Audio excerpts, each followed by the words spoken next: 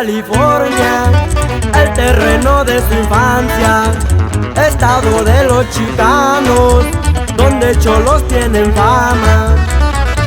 En Culiacán fue creado el chavalón, estado de Sinaloa, donde la mafia controla.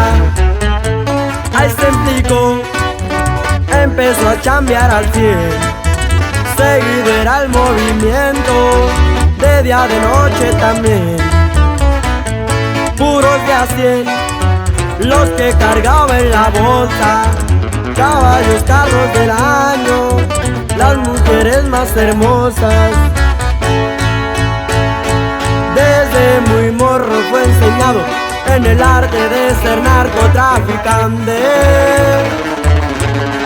Ser aguerrido fue su modo, llenando carros de polvo pa' mandarles.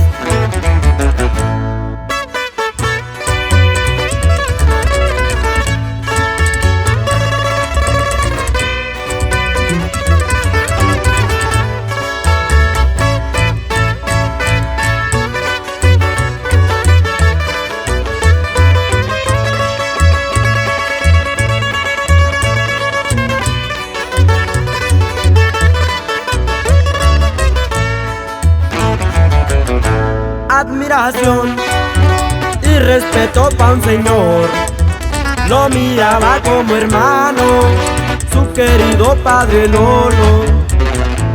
Andaba bien, el muchacho andaba al 100, mantenía bien su negocio, muy importantes sus socios. Se enamoró, una hija le robó al señor de alto respeto, Manuel Noel M1. Era y será, en la historia quedarán los recuerdos de un buen chavo, Honorio Félix II. El destino ya está marcado y no hay modo ni manera de cambiarlo. La vida es como la baraja, nunca sabe las cartas que te va dando.